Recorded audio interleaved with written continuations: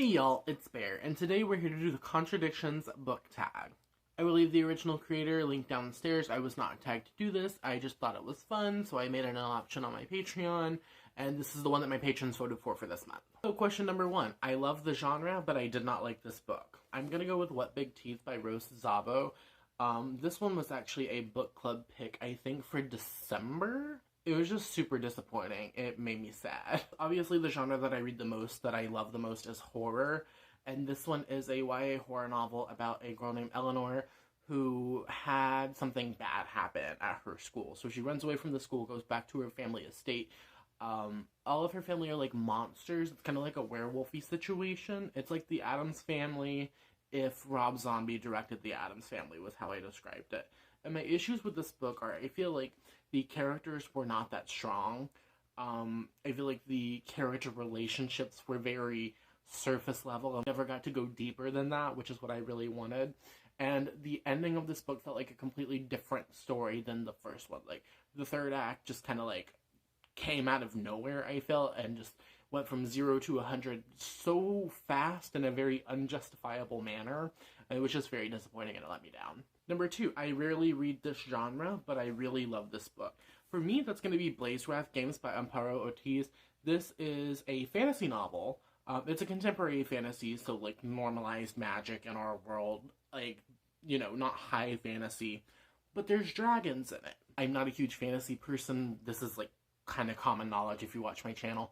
But this one was so much fun, and I also have like an inherent distaste for books including dragons. This also comes from people being like, oh, I want like a recommendation by a Native American author with dragons. Like, no, the amount of times I've been asked for that is stupidly high. So this book was A, a fantasy novel, B, sports, and C, had dragons. I should, by all intents and purposes, have not liked this book and have not even been interested in this book, but I'm so glad that I gave it a chance. So in this one, we follow a girl named Lana Torres, who is basically getting roped up into this whole schemy situation that involves her playing for the Blaze Wrath team of Puerto Rico. Blaze Wrath is kind of like dragon soccer. I don't know a better way to describe it, but basically it's like this big world sporting event, and every year they have kind of like this World Cup, and it's got political intrigue and really interesting characters, and I love learning about the different dragons and the different way that magic works in this world, and I really needed to pick up the sequel. Like I said, should not have enjoyed this book at all. Shouldn't have even wanted to pick it up. Shouldn't have even cared about it in the slightest, but I did, and I loved it. Number 3, I love this trope, but I didn't like this book. That is going to be The House on Abigail Lane by Keelan Patrick Burke. I love a good haunted house story. I love a book where the setting, like the location of the book, is a character in its own right. And unfortunately, this fell very flat for me in that regard. So this book is kind of told in like a documentary nonfiction style format, but it is a recounting of all of these things that happened at this house on Abigail Lane. Basically, this house has been standing for 60 years, and in those 60 years, too many, like, weird things have happened. Like, people have woken up standing in the middle of the yard. People have just, like, disappeared climbing the stairs. Like, just really messed up things. And this is, keep in mind, a fictional story. This is a work of fiction, but it's told in a nonfiction format, which is another trope that I really love. So this, once again, had multiple things going for it. It had, like, an interwoven narrative told in kind of a short story format, was a fictionalized nonfiction book, and haunted houses. Should have loved this. Love all those tropes. Did not like it. I felt like the ending and the way that everything kind of tied together at the end was a little lackluster, and it just didn't do it for me. Okay, next is hate this trope, love this book. I am hesitant to say that I love this book, but I think that it is a trope that I don't talk about disliking nearly enough on my channel. I don't like story within a story. I don't like it whenever I'm reading a narrative and another character will like go off into a tangent about a story. I don't enjoy that. It annoys me. It takes me out of the story. I want to like get to the plot. I want us to solve the issue that we're talking about. But one that I think does this very well is The Fisherman by John Langan. This is also one that took me a while to read. I think I read this whole thing over the course of a month.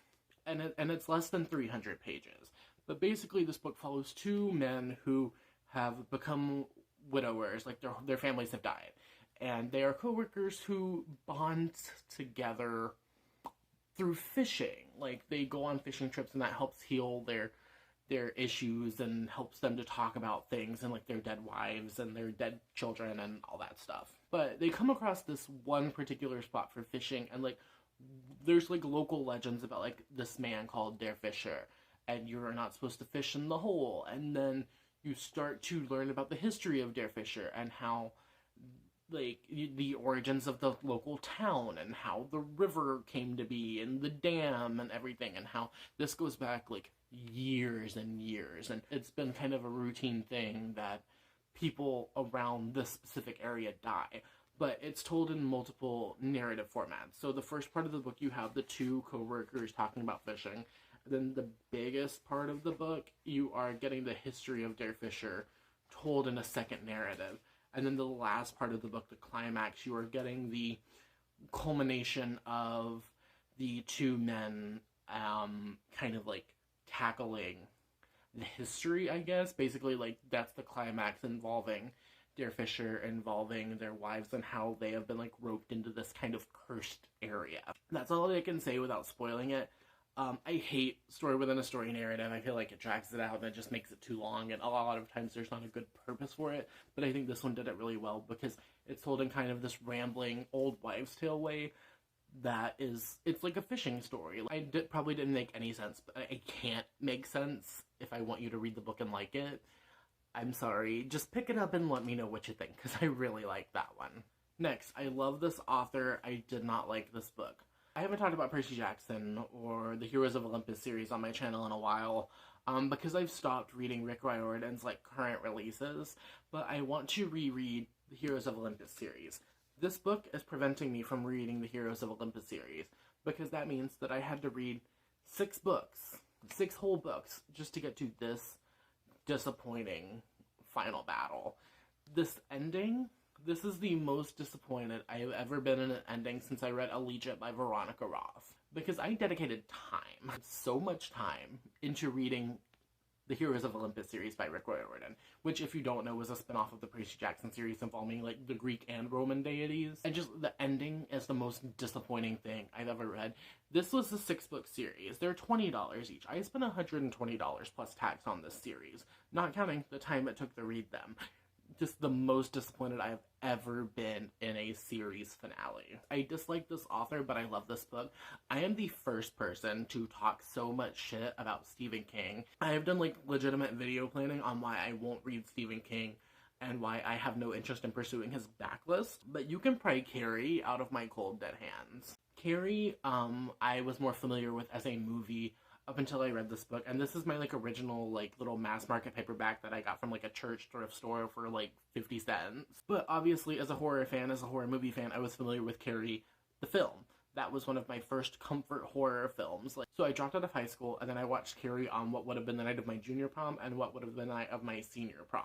I love Carrie the musical. I love that shitty Riverdale episode that was Carrie the musical. I love every version of Carrie I've ever seen.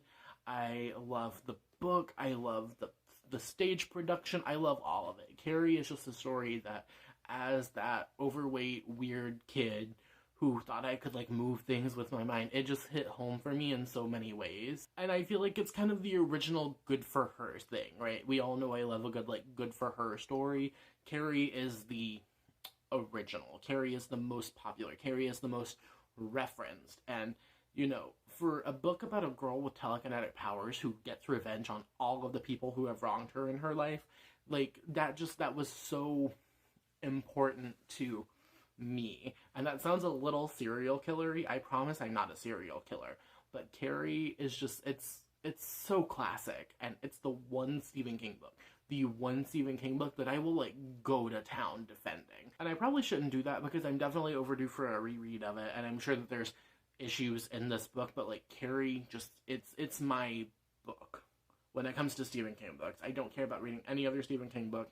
I have a couple on my TBR that, like, sure, I'm gonna read at some point just because I own them, but Carrie is, like, the one that I will never, like, you have to take this out of my hands if you want me to get rid of it. Next, I love this cover and I didn't like this book. I'm gonna go with Tales from a Talking Board.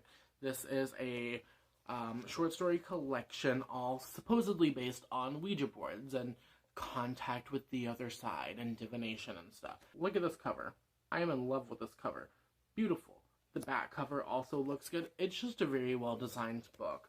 However, I think that I ended up giving this like a 2.5 or a 3-star rating because for a short story collection that's supposed to be all about Ouija boards, there were like, I think a third of the stories that just didn't have Ouija boards in it. It was kind of disappointing. I didn't really find them all that scary. I thought some of them were interesting and some of them were funny, but I don't think that this is a thing that you need to try and subvert. Like, if you're doing a short story collection about Ouija boards, don't try and subvert a Ouija board. Does that make sense? Some of the stories just tried to be a little smarter than what this situation needed, and I felt like the whole thing was dragged down by people trying to be kind of nuanced. Like, I don't need nuance and stuff like this. Okay, and finally, I don't like this cover, but I love this book.